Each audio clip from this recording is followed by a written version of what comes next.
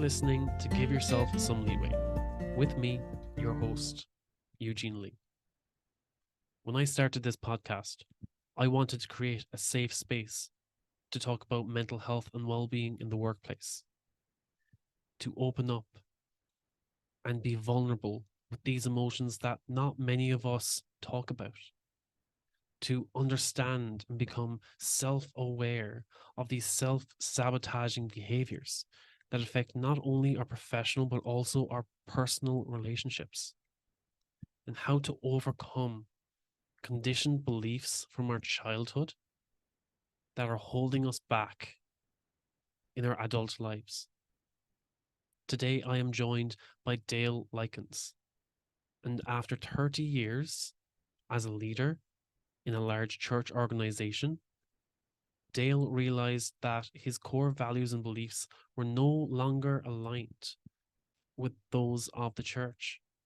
He decided to leave his vocation and start down his own path, true to his core values, including opening an LGBTQ safe space to question and strengthen their faith.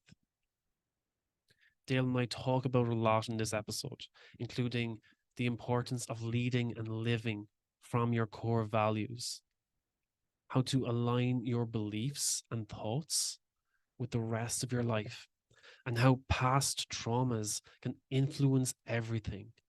They can hold you back. They can cause you to self-sabotage, and how you can overcome these. This is a really heavy episode. We cover a lot of content, but again, this is only the start of the conversation. You can continue the discussion over at giveyourselfsomeleeway.com, on Instagram at eugene.leeway, or on the podcast page at giveyourselfsomeleeway, or you can shoot me an email at eugene@leeway.ie. As always, I love hearing from you. I love getting your feedback, and I'm always open to conversation. This is a space I wanted to create.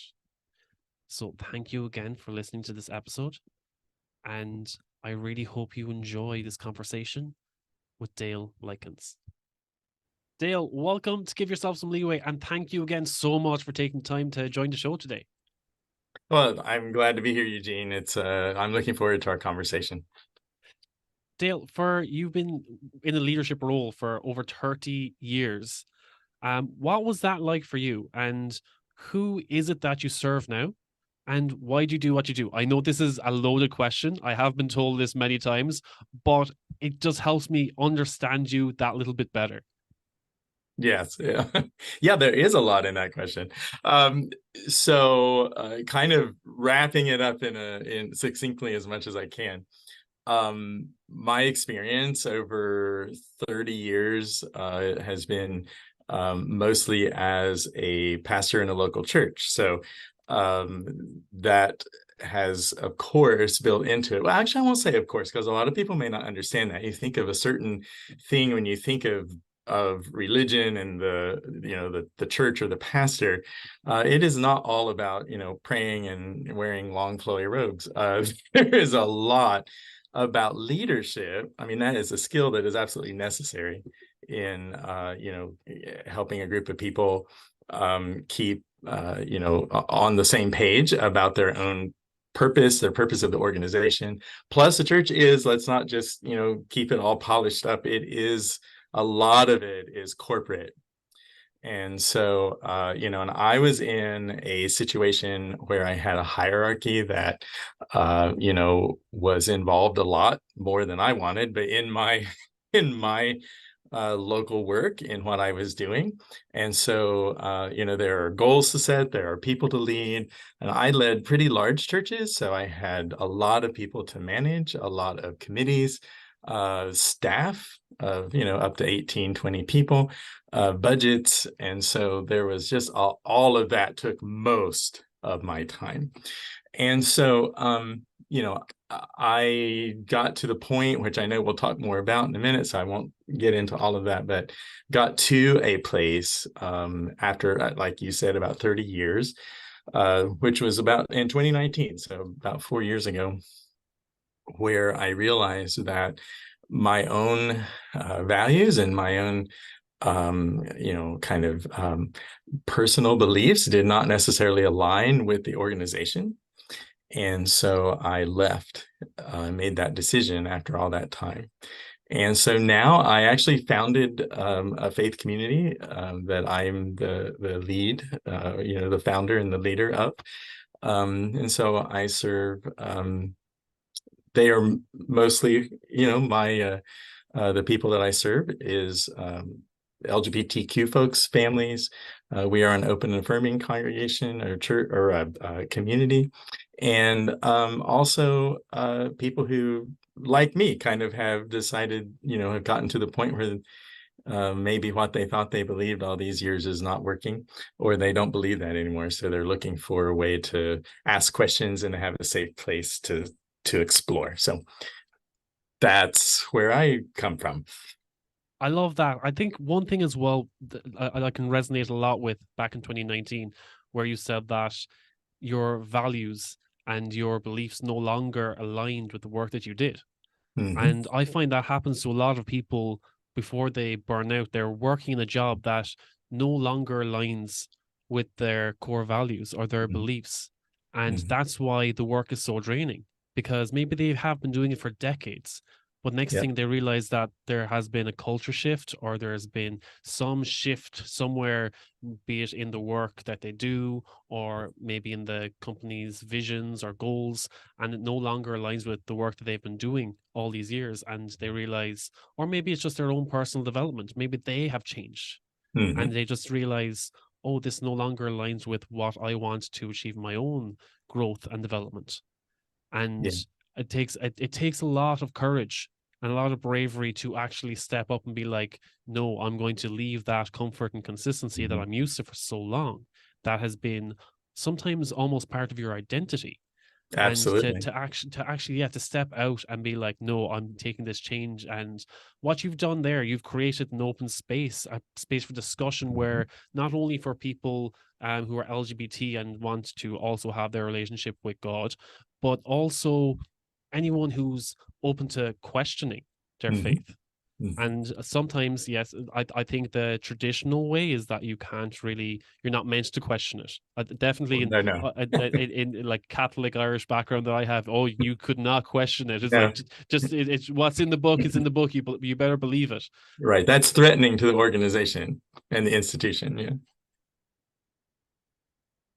So when you said there about, let's say, your values and your beliefs, what's this concept of, let's say, to lead and live from your core? Was it your core values and your core beliefs? Could you explain that concept a little bit more? I will, and I'm going to put a little context as well, because you mentioned something about like some of the reasons one might find yourself unaligned with an organization that you are connected with. Here we're talking about employment, and it could be a culture shift or your own values change, or some things change about yourself. And Eugene, for me, it was both of those things happened. The organization's culture started to shift from the 30 years when I started in 1989. It was a very different world in the organization than, the 10 or so years before I actually decided to leave. And I saw that the organization got to a point where it was the purpose, it seemed, of the whole institution was the perpetuation of the institution, and a lot of fear about the future. And so that just is what drove them, and that led to a lot more pressure from the top down. And so that was happening, and I had some experiences that were not positive at all in that process. And also I was about 50-ish, 55 years old. And so I was just in this moment where I needed, or was just feeling, that something was off, that, I wasn't quite making it where I wanted to go, and I wasn't getting the organization I was leading to go where we had decided to go. And so those two things came together. So in that time, I created a space for myself by taking a leave, and then being very intentional. It was about 6 weeks, to read, to visit mentors and friends, and to spend time really reflecting on what it was I wanted to be about. What was it that was my own desires for the rest of my life kind of thing. So, and through that is when I then came to have some more clarity around what it was that I was about, and so, um, and it took a lot of effort really to discover what was off. So before I could really say, what about leading from the core, for me, discovering the core was really difficult. Okay, so I, took counseling, and it took, a lot of work to figure out that, for me, it came from some past childhood trauma that I had pushed down so far. And so once, I could kind of deal with that and think about it, I could be more, I kind of had more of and at least an understanding of why I was in the place that I was. So, Yeah, I think for a lot of people, taking that first step to mhm, actually do the work or to even be aware that their work needs to be done. I think a lot yeah. of people, when it comes to counseling or therapy, they're like, oh no, I know that's opening a black box that I don't want to open. But you need, if anything, there's probably a lot of escapism happening in the background, or there's a Mhm, lot of ways that it's affecting your life that you aren't aware of. But I mhm, think sometimes it takes either hitting a rock bottom, which we wish people could avoid that pain, if at all possible. But sometimes there's just a lot of tension, or again, just this misalignment in everything that you do, and you're like, something's not right here. What do I need to do to change? mhm, And often getting counseling or talking to someone, getting professional help is a good starting point. Be it even one conversation can help bring up a lot, and help you be more aware of what's okay and what's not okay. mhm, mhm.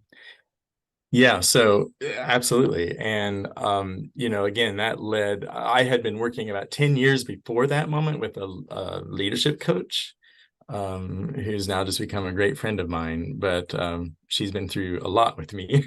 So, but I was in a particular church. This was the last two that I was a part of, um, where the leadership, when I got there, was really ready, and I'm talking about, like the board, board of directors, however you want to think of that, uh, were really ready to go to another place. Like the church had just been doing what it does all the time, and they were ready to get involved more in the community and to open up their own view of the world, and what their purpose was to be broader and to be really about people who were not part of their own congregation. And so the leadership was ready to go. We thought all that you needed to do to help other people kind of be part of this dreaming, visioning process. And we made some decisions, kind of shared them with everybody. And it just became this huge point of conflict. I mean, it just exploded. And so there was a lot of pushback, and a lot of it was directed at me because I'm the face, of what's happening in the organization. I think anyone who might be in the top management, doesn't have to be the top management, don't get me wrong, but that for sure gets a lot of, the blame or the focus of any discontent.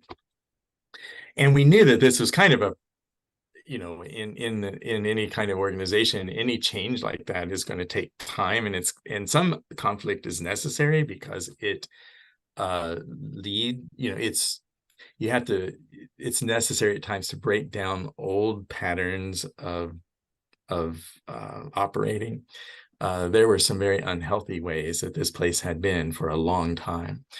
And so the next place I went, some similar things happened, and it was, just really difficult. And so that's a part of that leading as well, from like who you know yourself to be, and to be sure that you are following, what's, I don't want to say right, but um, what's been agreed upon by everybody, and that you're all in, and uh, can kind of, when all that stuff comes at you that's negative, and sometimes it's personal, to be able not to get that wrapped up in yourself, that it's just change, and people are just angry, and they're hurt, they're afraid, and what I discovered, Eugene, through my counseling and all that, is that I was afraid and angry and anxiety, not because of what was happening in the organization, but those were just things inside of me that, from what I had experienced. I was abused as a kid, and had never really gone to the place to like look at that, and to express, what that did to me. So I was carrying that around, and so I had a huge people pleasing part of myself. And I'm not saying we shouldn't try to please people, and be kind. Kindness is not what I'm talking about. I'm talking about in an unhealthy way of just constantly making sure that everybody's okay, and that if they're not, that's my responsibility. And and I had fear, and I had self-doubt, and people would say to me, you like, after they hear my story, they'd be like, you didn't seem that way, and that was very true. I could lead, I could make tough decisions, I could stand my ground at times, but that was what was going on inside of me. No one knew, but that was causing this like exhaustion, and all the energy that it took was not helping. It did not contribute to me being in the best place to be able to, rally the troops and go forward as an organization to the place that we, had put out in our vision, and our core values is where we wanted to be. So I'll keep talking if you want, but I will check in with you. Yeah, no, you covered a lot there, especially Yeah, I those did. those self-sabotaging tendencies. You've covered Yeah. a lot there with people pleasing and self-doubt. These are things that come up a lot, especially with leadership burnout. Mm-hmm. You're trying to influence and lead other people, and you're trying to please them all the time, Yes, all at at the the same time. expense of your own energy and your own health. Yeah. And how can you show up as your best self to serve everyone else if you don't take care of yourself first? Mm-hmm. I think it Yeah. comes up. A lot of people always use the fill your own cup first before Right. you fill into anyone else's cup. And I think that is something when you've got this high achieving mindset, or you're a leader, or you're trying to influence others, or you're trying to, let's say, carry the burden, carry the weight of the Mm-hmm. world on your shoulders. And often that's because you're trying to fill a hole, or fill a wound.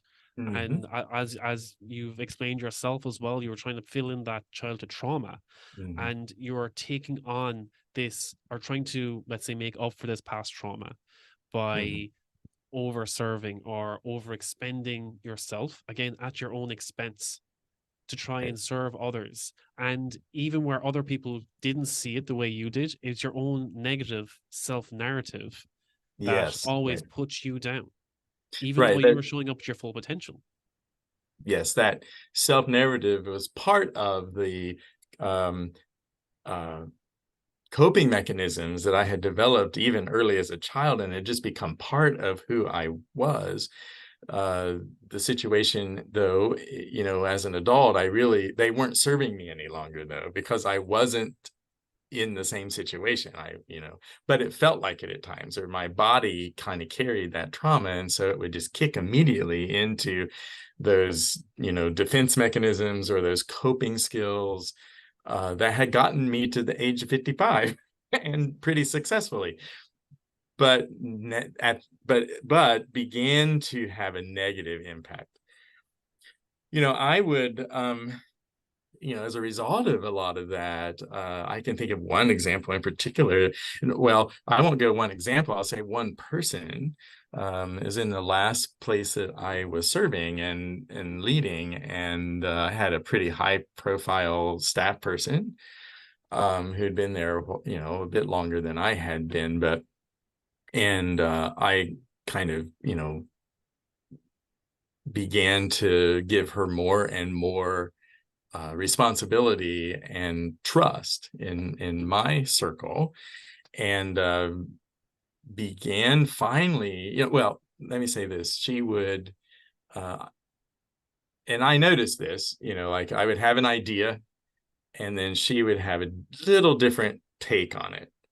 And what I found myself often saying, like going with how she wanted to implement it or to shift it, which wasn't quite where I wanted to be. It would, I thought this is going to take longer. I'm not sure that's a good idea, but I hear what she's saying. So, okay. And, there is some give and take that should happen in leadership and in these roles. But what I'm talking about, though, is that I did this all the time. It didn't matter what it was. So I would call that kind of like, giving away my voice, giving away even my power of the role that I had in the organization. So, here I had been there like 6 years and we were still trying to get, like to just make some changes that just were really difficult. And I finally, during that leave that I took, that relationship, that staff person was on my list because I knew there was something there that needed to shift, and it was probably going to be me that needed to kind of know what that was and implement it, of course. And so I realized that, what was happening to me was also happening with other people that she was working with. And so the whole organization was really being, I'm going to use the word manipulated, and I was allowing that to happen because I was too. But that comes from my past as well. That's a thing that came from the abuse, and that my abusers manipulated me so that I would be quiet and, and be, just kind of stay in the situation. Well, I didn't have a choice not to, but they could just continue the unhealthy situation that we had. So anyway, but I wasn't aware of that, until, like I said, at this point in my life, I was like, this, why do I keep doing that? It was just, through some reading and other things, I had just kind of come to this place that something there was off. So when I came back from the renewal leave, let me say, I got to go back one more thing. Right before the renewal leave, there was a small group of folks who were working on some, a direction that was going to be pretty significant, and putting some details to that and process to it. And we had it in good shape, but there was some things they were going to work on while I was gone, like 2 or 3 things. And when I got back, this person was so excited to share with me what they had been working on. And they had this whole presentation 2 days, after I came back, and we had our meeting, and they unrolled this whole different thing that was nothing like we had talked about. So, at that point, then, I had just gotten to the place where I could deal with that a bit better, a lot better. And so I pushed back about that. And it was kind of the beginning of the end, because for her, because, well, me too, actually, or the beginning of the beginning for me. she wasn't used to it, and I had allowed it. And so when I first, started to say, no, we're not doing it that way, because that's not what we had agreed to, and I left, and now here we are at this point, and this is not going to fly. And so it just started confrontation after confrontation of what behavior had been toxic to the whole system.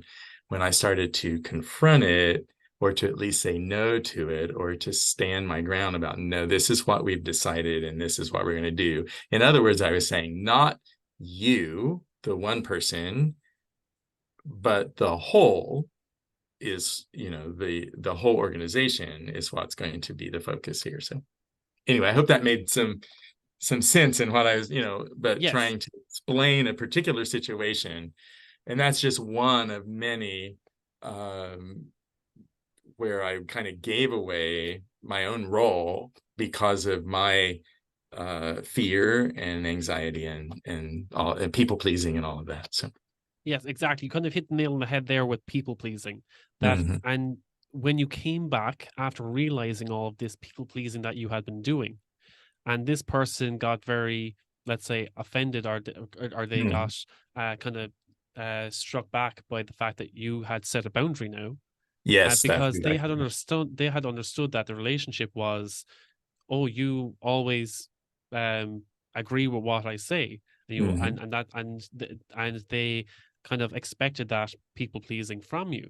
Not right, that they knew it was always people pleasing, but they probably right, had this mental image of it. They visualize it as, oh, everything I say, Dale always takes it into the highest respect and always agrees with everything I have to say. He's yeah, going to love this presentation, and he's not yes, going to disagree with it. And as soon as you disagreed, it was like, okay, there's something wrong here.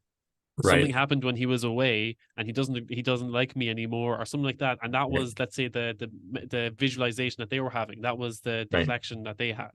yeah, And I think that happens to a lot of people when it comes to when they start setting boundaries where they haven't had boundaries before. Let's say it's something like you come over to your friend's house and they always have a messy house, and you're like, okay, and you start maybe cleaning up their house every time you visit. And you're like, okay, I'm just going to sweep the floor or do a bit of hoovering or maybe wash the dishes or something while we have a cup of tea, and or have a coffee or something. And next thing they kind of expect is like, oh, every time Eugene calls around, the floor will be swept or the dishes will be done, so I'll leave them for when Eugene calls over. And next thing, right, over time, you realize, hang on a second, this isn't yes, right. I'm expending myself here because I thought I was helping them out, and now they expect it of me. And then you set the boundaries, like, you know what, I'm not calling over just to clean your house. And next thing they go, okay, well, I'm not making you a coffee. And next thing you realize, okay, there was definitely something that was expected, or there's a resentment going on here, but it's not, let's say, a deflection of who you are as a person. It's like, okay, we need to communicate better, right, and we have to, yes, when you come to that realization, you set the boundary. I think it's important to help the other person understand where you are yes, coming from. And sometimes absolutely, they can get on the defensive because they're like, okay, you're changing the dynamics of the relationship here. And it's like there must be something wrong. What right, happened to you? Why are you changing this? Everything was perfect before you left. And right, and yes, I and now was you getting everything I wanted. yes, exactly. Yeah, and I did, and again, this is just one example of several I could tell that were similar, but and with this situation, we did have some of those conversations about, this is why, and this is what's been happening, but that can't happen anymore. And then it was for the next year. Well, was it? Yeah. Well, months. It was just, everything began to be just like that, just this pushback on their part. Now, in that situation, I was their employer and boss. So, there was only so much of that I could explain for them to accept. I mean, there's only so many different ways I could, try to help them get it. It's like, this is the way, we're going to be. I'm setting these boundaries, and this is why. It was really rough. It was rough. I think it's when you're in that leadership role and you're trying to change the dynamics of the business, and Mm-hmm. especially when people are not, or when people are resistant to that change, when they've gotten so comfortable with, oh, this is the way things have always been, and next thing Mm-hmm. you come back and you see things with a completely new lens, and you're like, Yeah. okay, these changes need to be made, and that's often going to be met with a lot of Yeah. resistance.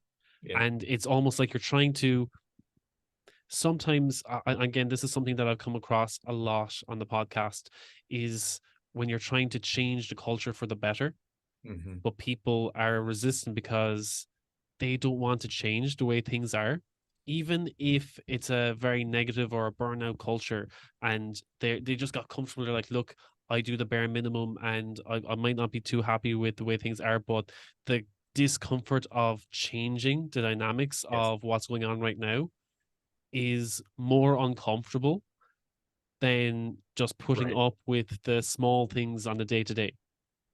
Yes, and I think that um, on some level as well, even though people tend not to be aware enough to say that, there are people who benefit though from the culture in the unhealthy way that it is, and so there's power dynamics that go on, and there are people who are not in formal roles. And I'm coming from a person who works with a nonprofit, so there are people who are paid and I'm their boss. That's one dynamic. And then there's a whole volunteerism too, because nobody has to show up when the church did anything.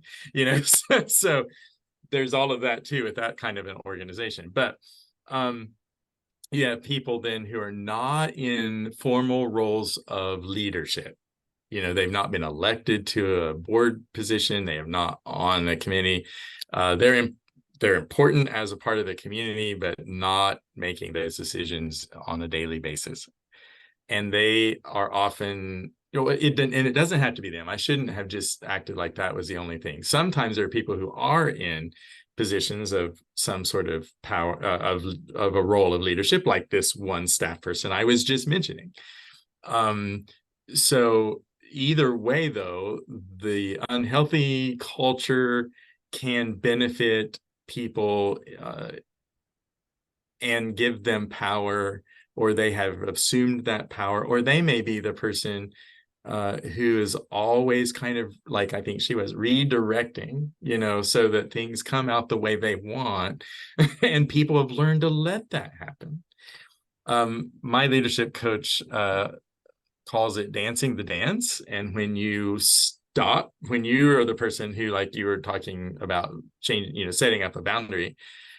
So think of it like this too. You're going to step out of the dance that's always been danced. It's like, I'm not dancing anymore. This is not good for me, and it's not good for the organization. I'm not dancing anymore. We got to find another dance. And the person who's just still dancing the same dance is like, wait a minute, because they know if they step this way, someone's going to be right there to step that way, and then when that stops, they are just really not sure what to do. So another thing that goes along with that, is that I had heard before and been taught that change equals loss. And so people are often just, wrapped up in the grief of that, and people handle loss in different ways.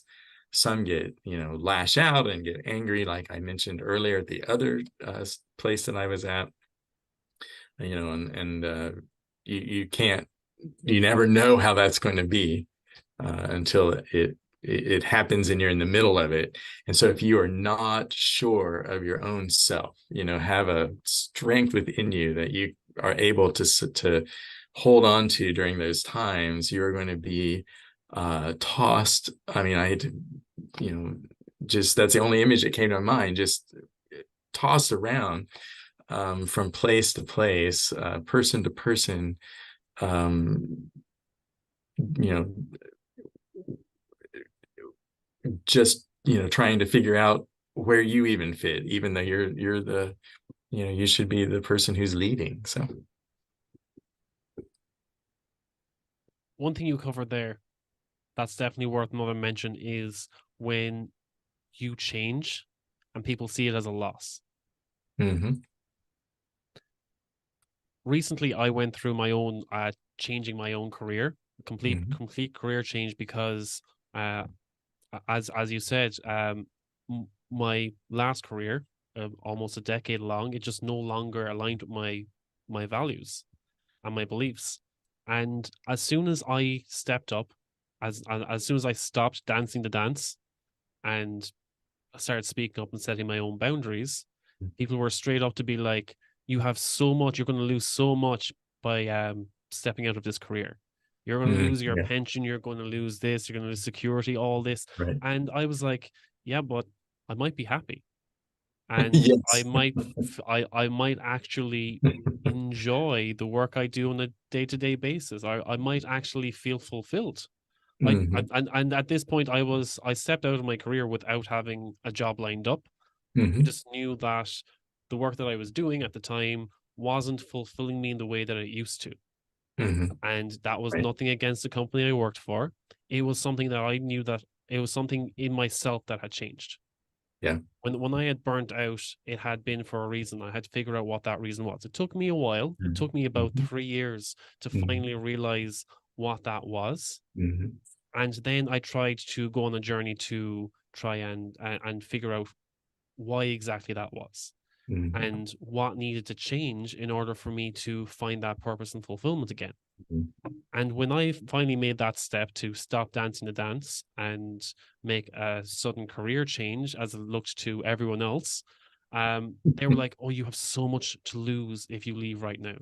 You're Right. losing all the security. You're losing this. Look what you've built over the past 10 years. You're going to lose out and all that." And I was like, "Yes, but what if I step out and see the bigger picture, Mm-hmm. I see something that I wouldn't have seen before if I just stuck my head in the dirt and for another 10 years. What if?" And Yeah. it was a what if, instead of looking from a place of scarcity, being what if you lose everything here by making a change. I was like, what if I make a change here and it's a change for the better? Right. And for some people, again, once I stopped dancing that dance, it made them more aware of it too. Because I took my head out of the dirt. They were like, "You know what? Maybe I should think about that too. You know what? That's a very brave call. Maybe I should think Mm-hmm. twice about what I do. Maybe I should start setting boundaries." And sometimes it takes someone to step up and take action to Mm-hmm. create that ripple effect. Just not that everyone else around you is going to start leaving their jobs and making change, making big change, but just to help them become more self-aware. I think Mm-hmm. that's what it all boils down to at the end of the day. It's trying to get everyone to be more self-aware of why they work, what work they do, why they Mm-hmm. work, what their core values and beliefs are. And I think a lot of people throw that around all the time. What they're like, "Oh, it doesn't stand for my values." But when you ask them what their values are, they kind of stop for a minute. So, uh, not trying to put you on the spot, but what are your core values and beliefs still? Well, I think I can do that.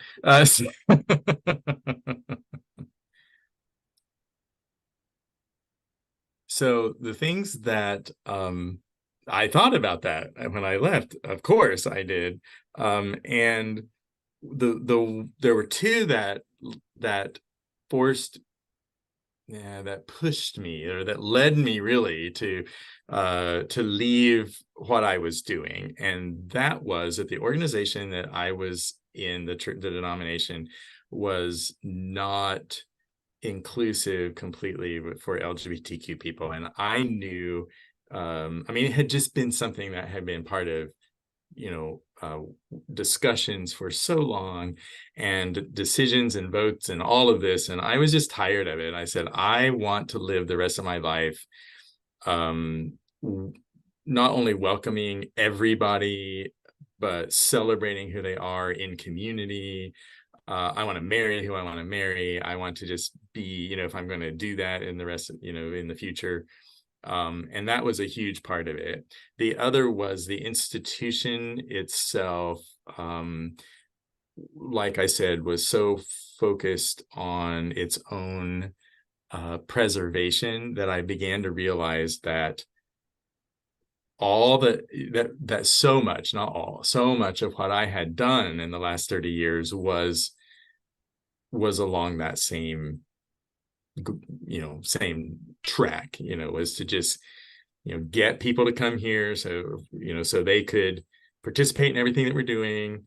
And this institution would kind of become the center of our lives. And so so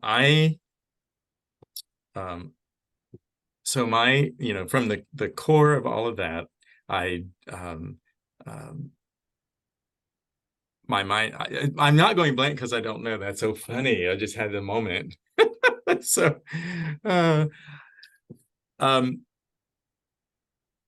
I did not believe any longer that Christianity itself is the only way that had any value in the spiritual world.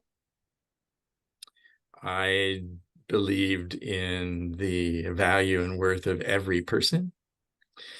I believe in,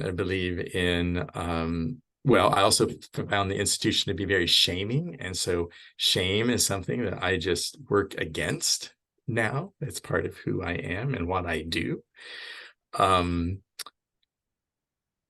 I also wanted to be sure that what I am doing contributes to people's well-being. And so those are just kind of some of the things that drive me. And I began to realize that those things were not what I was spending most of my time doing. So. And as a leader, do you feel that that was, let's say, very conflicting, that because you're in a leadership role in that organization, that sometimes when people are as an employee, they're like, okay, I'm just going to ride the wave and wait until everything hits the fan and then leave. But when you're in that leadership role, you feel like you have an active part in that company's or that organization's vision. So does that make you question your core beliefs and values even more? Yeah, what happened in my situation was that I started about, 5 or 6 years before I left to actually begin to organize my own work around some of those things.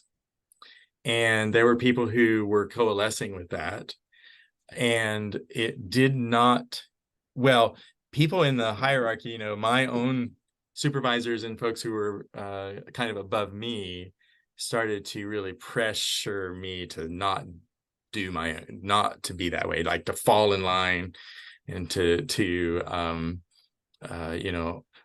only walk a certain way. I'm using that as a metaphor, but just not speak about those things, not do that sort of. They would talk in group meetings about innovation, and dreaming out of the box, and being fresh expressions of how we're going to be together as this, as the church, or in my situation. But when you got out of that box, if it wasn't, it was kind of like out of one box into their other box is what they were looking for. And I just, and that was part of the pressure on me to say, I do not want to be part of this anymore because of, the way the corporate culture was. Yeah, I think that's what a lot of people, sometimes they get sucked into the vision of a company. They see the branding and they see the what's in the public eye, and they're like, "Oh, I love how green and how like inclusive diversity and all of these like big buzzwords the companies use for to bring people in." And next thing you finally get into it, and you're like, "Oh, this place is a complete mess," or "This Yes. place does not care about me. I'm just another number." And next thing they're like, "Oh, but it pays the bills," and they just shrug their shoulders and say, "I'll get on with it." That's And right. next thing you realize, but there's so much opportunity out there. Yeah. I think that, and that was one thing I was doing when I was, again, job searching, that Hmm. I was looking for those companies that were aligned with their vision. And then when I went for an interview, I was asking questions that the interviewers just weren't comfortable with. Like, I'd ask what one of the main questions I asked when I was being interviewed was, I asked the interviewers what gets them excited about work in the morning, and they were kind of taken aback, and they were like, "Well, sure, it's work, like." And next thing I was like, "Okay, you," and straight up, sorry, that was very Irish of me.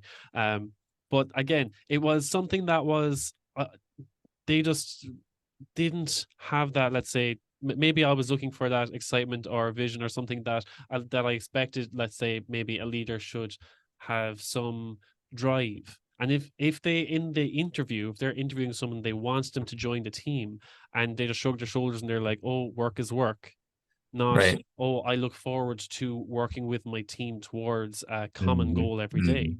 Even if it was a little bit rehearsed, but as soon as I got an honest answer that was like, it is what it is, Hmm. I was like, okay, then I don't see myself working here for the next 10 years, until Hmm. I finally landed an interview where the manager and, let's say, the interviewers were Hmm. very open and very kind of motivated about, and very clear about what they wanted. Hmm. And I was like, okay, I like what this team's vision is, Right.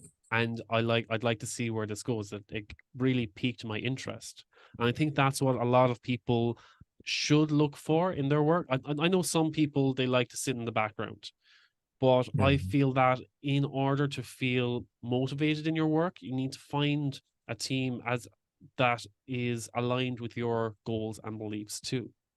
And again, as you said there, as soon as you realized you were no longer aligned with what the organization had in mind, then it was your time to step out.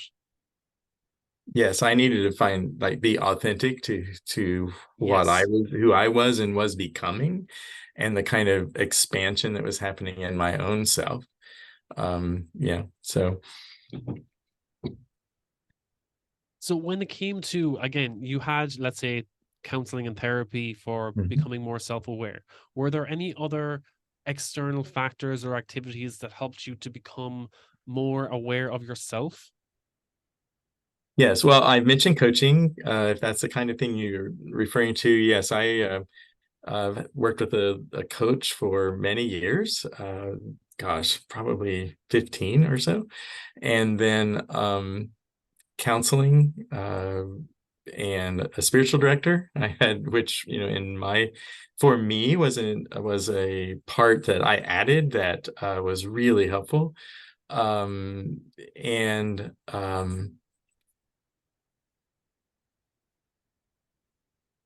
and yes, that was that. And actually, I went through.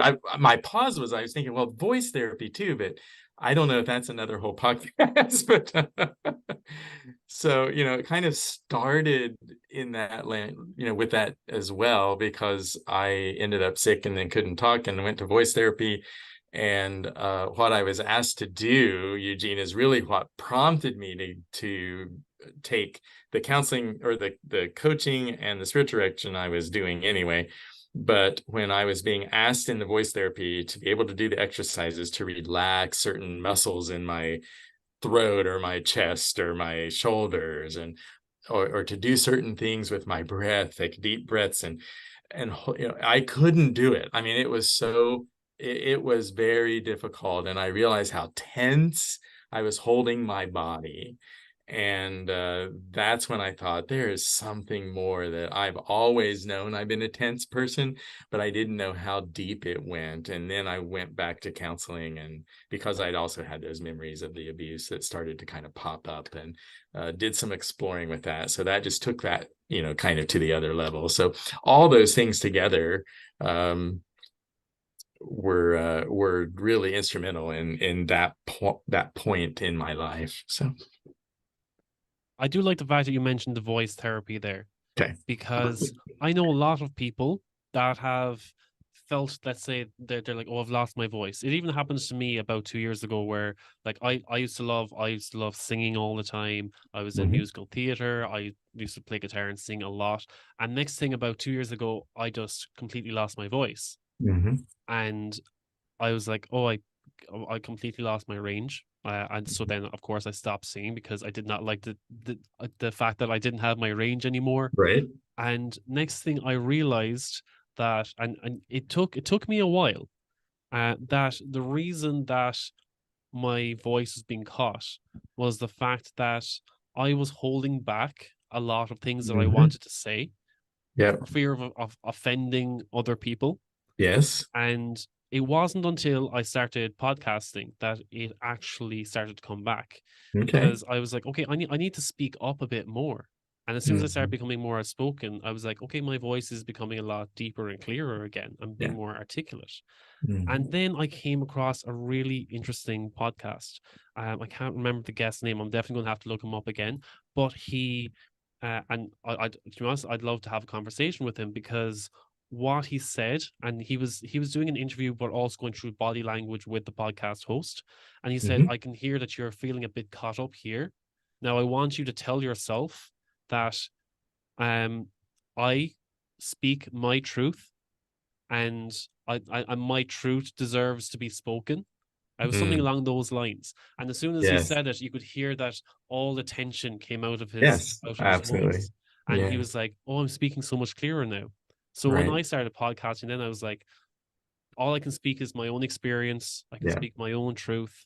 And people can criticize it. Again, that's their own personal opinion. But I can speak Right. from my own opinion. It's my own voice. Hmm. And I choose to speak freely.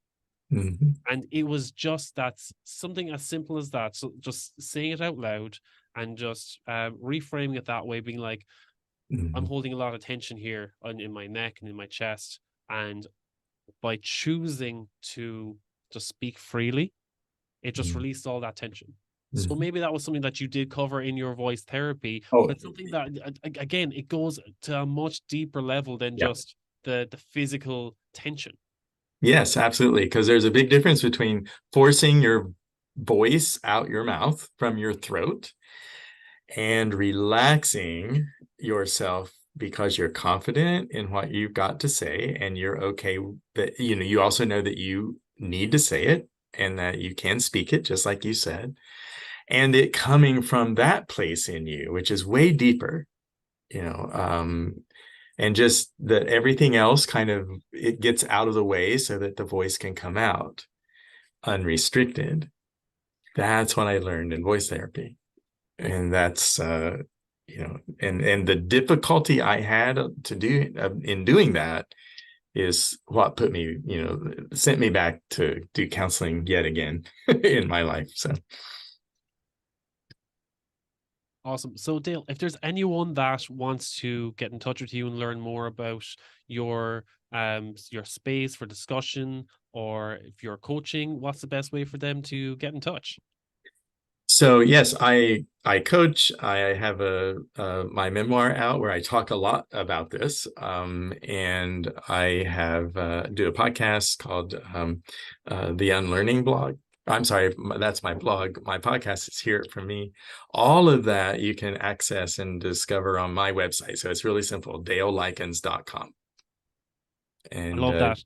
you'll find it all. Again, one thing I do want to mention about the Unlearning blog is something that we did cover there around overcoming those conditioned beliefs that we have Yeah. from our childhood. And it's Right. something that we carry on through life. And this is something that I have brought up time and time again, is these conditioned beliefs that we have. And of course, we just covered in the episode. But again, that is something that you cover a lot in the Yeah. Unlearning blog. So that was something that I really respected when I came across it. Yeah. Yeah. The whole idea of just unlearning to make room for, the new things for you. Yeah. It's pretty cool. As a matter of fact, when you asked me about my core values, my hesitation was my mind, the way it worked, went back to my very first blog, which was in 2020. And I wrote like a list of what I now believe. And it tripped me up because there's like 8 things on it. And I can't remember them all. So but people can go look for themselves. No. Awesome, brilliant. Dale, again, it's such a good time having a conversation with you again, and I really look forward to hearing more from you in the future. Thank you, Eugene. I'm glad we found each other to be able to do this.